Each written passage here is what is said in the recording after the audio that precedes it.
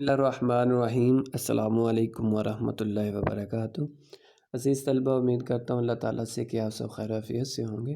آج ہم اپنے سلسلہ درس کو آگے بڑھاتے ہوئے اگلے سبق کی طرف بڑھتے ہیں۔ آج کا ہمارا موضوع ہے دو قومی نظریے کی ابتدا اور ارتقاء کی وضاحت، کہ دو قومی نظریے کی ابتدا کس طرح ہوئی اور یہ کیسے ترقی کرتا ہوا جو آگے بڑھا۔ تو اس کے اہم نکات ہے، سب سے پہلے مسلمانوں کا الگ تشخص، کہ مسلمانوں نے اپنے الگ تشخص کو برقرار رکھنے کے لیے، اپنی الگ شناخت کو برقرار رکھنے کے لیے کس قدر جد و جہد کی تھی۔ اور دوسرا نقطہ جو ہے وہ برصغیر میں دو قومی نظریے کی ابتدا کب اور کیسے ہوئی۔ یہ آج کے ہمارے جو دو نکات ان پر ہم بات کریں گے۔ تو آئیے ہم بڑھتے ہیں اپنے اصل موضوع کی طرف۔ تو عزیز طلبہ، آئیے ہم بڑھتے ہیں۔ دو قومی نظریہ، ابتدا اور ارتقاء کی وضاحت۔ Tradition theory, organ and evolution. دو قومی نظریے سے مراد یہ ہے کہ برصغیر پاک و ہند میں دو بڑی قومیں ہندو اور مسلمان آباد ہیں۔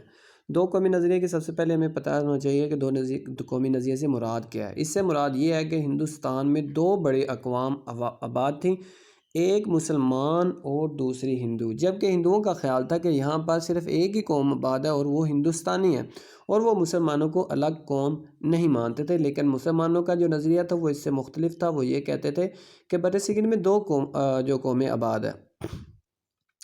یہ دونوں قومیں صدیوں تک ایک دوسرے کے ساتھ رہنے کے باوجود آپس میں گل مل نہ سکیں، کہ جو کئی صدیاں مسلمان ہندوؤں کے ساتھ برصغیر میں رہے، لیکن نہ تو ہندوؤں نے مسلمانوں کی جو تعلیمات تھیں ان کو جو اختیار کیا، اور نہ ہی مسلمانوں نے ہندوؤں کی تعلیمات کو اور ان کے رسم و رواج کو اختیار کیا۔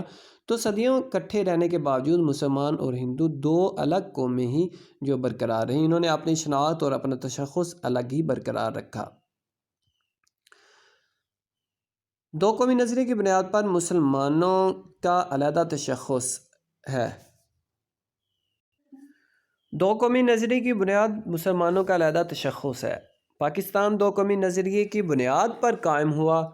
دو قومی نظریے کا نصب العین یہ تھا کہ اسلام کے دو قومی تصور کی بنیاد پر ہندوستان میں مسلمانوں کی ایک ایسی آزاد ریاست قائم کی جائے جس میں رہتے ہوئے وہ اپنی انفرادی اور اجتماعی زندگی اسلامی اصولوں کے مطابق گزار سکیں۔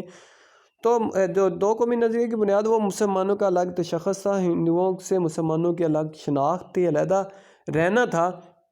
اور پاکستان جو ہے وہ یہ بھی دو قومی نظریے پر ہی وجود میں آیا۔ پاکستان برصغیر کے مسلمان یہ چاہتے تھے کہ ان کے لیے ایک ایسی ریاست قائم کی جائے، ان کے لیے ایک آزاد اور مملکت قائم کی جائے جہاں پر وہ اپنی انفرادی اور اجتماعی الگ الگ اور اکٹھے رہنے کی جو زندگی ہے، معاشرتی زندگی ہے، وہ اسلام کے اصولوں کے مطابق گزار سکیں۔ تو یہ تھا دو قومی نظریے کے حوالے سے مسلمانوں کا الگ تشخص۔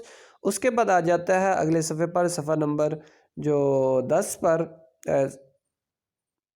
11 پر، برصغیر میں دو قومی نظریے کی ابتدا۔ برصغیر میں دو قومی نظریے کی ابتدا مسلمانوں کی آمد اور محمد بن قاسم کی فتح سندھ سے ہوئی، کہ دو قومی نظریے کی جو ابتدا ہوتی ہے وہ مسلمانوں کی ہندوستان میں آمد کے ساتھ اور محمد بن قاسم کی سندھ کو فتح کرنے کے ساتھ ہی شروع ہو جاتی ہے۔ 712 میں عرب نوجوان سپہ سالار محمد بن قاسم نے سندھ کے راجہ دہر کو شکست دی۔ محمد بن قاسم کے ساتھ کچھ عرب تبلیغی اسلام کے لیے بھی آئے اور وہ مستقل طور پر سندھ اور ملتان میں آباد ہو گئے۔ تو 712 میں ایک عرب نوجوان جو حجاج بن یوسف کا بھتیجا تھا، حجاج بن یوسف یہ عرب کا جو بادشاہ تھا، تو اس نے اپنے بھتیجے کو کے زیر کمان یہ ایک دستہ بھیجا تھا ہندوستان کی طرف، برصغیر کی طرف۔ تو اس دستے کے جو نوجوان سپہ سالار تھے محمد بن قاسم، انہوں نے راجہ دہر کو، جو کراچی کے مقام پر دیبل جسے کہا جاتا تھا، دیبل اس کا پرانا نام تھا، وہاں پر راجہ دہر کو شکست سے دوچار کیا۔ اور محمد بن قاسم کے ساتھ صرف فوجی ہی ہندوستان نہیں آئے تھے بلکہ مبلغین اسلام بھی بر صغیر محمد بن قاسم کے ساتھ تشریف لائے تھے۔ تو انہوں نے جو محمد بن قاسم تو واپس چلے گئے، لیکن جو مبلغین ان کے ساتھ تشریف لائے تھے انہوں نے ملتان اور سندھ کے علاقوں میں جو مستقر رہائش اختیار کر لی، مستقل طور پر وہاں پر رہنے لگے۔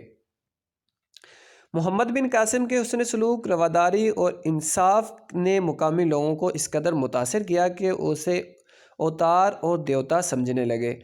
ہر دور میں مسلمان جو بھی سپہ سالار رہا ہے، اس نے جس بھی علاقے کو فتح کیا وہاں پر اس نے انصاف کا بول بالا اور اس نے سلوک کے ساتھ لوگوں کے ساتھ پیش آنے کی جو کوشش کی ہے۔ تو اسی طرح محمد بن قاسم نے بھی جب سندھ کو فتح کیا تو انہوں نے وہاں کے لوگوں کے ساتھ انصاف سے کام لیا اور ان کے ساتھ جو رواداری اور حسن سلوک کے ساتھ پیش آئے، اور جس سے جو وہاں کے مقامی ہندو جو تھے وہ ان کے رویے سے، اس طرح کے برتاؤ سے متاثر ہوئے، اور وہ ایک طرح سے ان کو اللہ تعالیٰ جو دیوتا سمجھنے لگے، اپنا خدا سمجھنے لگے۔ تبلیغ کرنے والوں نے ان لوگوں کی زندگی، ان لوگوں کو اسلام کی سیدھی سچی اور توحید کی راہ دکھائی، اور یہ لوگ بخوشی دائرہ اسلام میں داخل ہو گئے۔ تو جو تبلیغ کرنے والے ساتھ آئے تھے انہوں نے جو اسلام کی سچی اور توحید پر مبنی تعلیمات ان کے سامنے رکھی، جس کو ان لوگوں نے بخوشی قبول کیا۔ چونکہ وہ پہلے ہی محمد بن قاسم سے متاثر تھے تو ان لوگوں نے جو اسلام کو قبول کرنے میں ذرا بھی ہچکچاہٹ نہ کی۔ اس کے بعد غزنوی دور حکومت شروع ہوتا ہے جو 1003 سے 1206 تک محیط ہے۔ اس کے بعد سلطان محمود غزنوی کا دور حکومت شروع ہوتا ہے۔ یہ بھی ایک سپہ سالار تھے جنہوں نے ہندوستان کو فتح کیا تھا۔ تو انہوں نے جو یہاں پر جو ان کے زیر سایہ جو حکومت رہی وہ 1003 سے لے کر 1206 تک محیط رہی تھی۔ اس دور میں موجودہ پاکستانی علاقوں میں فارسی زبان نے رواج پکڑا اور اسلامی تہذیب کے نقوش گہرے ہوئے۔ تو جو موجودہ پاکستان ہے اس کے جو علاقے تھے یہاں پر زیادہ تر ان کی حکومت رہی۔ غزنوی جو دور حکومت میں مسلمانوں کی زیادہ تر یہاں پہ حکومت رہی تھی، تو اس وجہ سے یہاں پر جو فارسی مسلمانوں کی ایک جو زبان تھی، علمی زبان تھی، اس فارسی زبان نے یہاں پر رواج پایا، اور اسلام کی جو تعلیمات تھی، اسلام کی جو تہذیب تھی وہ یہاں پر ان علاقوں میں واضح ہوتی چلی گئی۔ 1206 میں قطب الدین ایبک نے سلطنت دہلی کی بنیاد رکھی، اور سلطنت دہلی کا دور حکومت 1526 تک رہا، جس میں خاندان غلامہ، خاندان خلجی، خاندان تغلق، سادات اور لودھی خاندان نے حکومت کی۔ اور اس کے بعد 1206 میں دہلی کو دارالحکومت بناتے ہوئے قطب الدین ایبک نے اسلامی حکومت کی باقاعدہ بنیاد رکھی تھی، اور یہ جو دور حکومت تھا یہ 1526 تک قائم رہا، جس میں مختلف خاندانوں نے حکومت کی، جن میں خاندان غلامہ آ جاتا ہے، خاندان خلجی، خاندان تغلق، سادات اور خاندان لودھی۔ یہ تمام خاندان اسی دور حکومت میں اپنے اپنے دور میں حکومت کرتے رہے۔ 1526 میں ظہیر الدین بابر نے دہلی میں مغلیہ سلطنت کی بنیاد رکھی، اور اس کے بعد 1526 میں جو ظہیر الدین بابر جسے مغلیہ سلطنت کا بانی بھی کہا جاتا ہے، انہوں نے دہلی کے موقع پر دہلی کو دارالحکومت بناتے ہوئے جو سلطنت کی مغلیہ سلطنت کی بنیاد رکھی، جو 1857 تک قائم رہی۔ اور یہ جو حکومت، یہ جو سلطنت تھی، یہ 1857 کی جنگ آزادی کے جو وقت ختم ہوئی، اور اس وقت جو بادشاہ تھے وہ بہادر شاہ ظفر تھے۔ مغلیہ دور حکومت میں بابر، ہمایوں، اکبر، جہانگیر، شہنشاہ اور اورنگزیب مشہور حکمران تھے، اور یہ تمام جو مغلیہ جو دور کے حکمران ہیں یہ زیادہ مشہور رہے ہیں۔ ان کے علاوہ اور بھی بہت سارے حکمران ہیں، لیکن یہ جو اپنے دور میں جنہوں نے حکومت کی یہ سب سے زیادہ مشہور رہے ہیں۔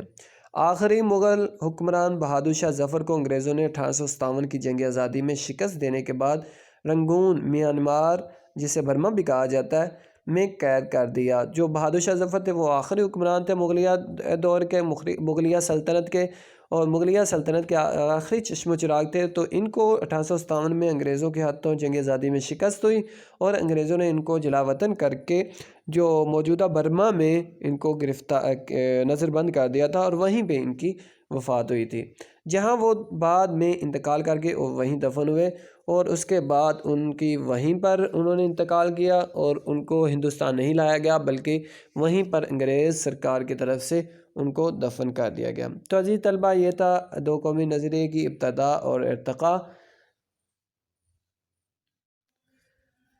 تو عزیز طلبہ، آج کی آپ کی ڈائری ہے دو قومی نظریے کی ابتدا، یہ آپ نے یاد کرنا ہے۔ اگلے درس تک کے لیے اپنا بہت سارا خیال رکھیے گا۔ اللہ تعالی ہم سب کا حامی و ناصر ہو، آمین۔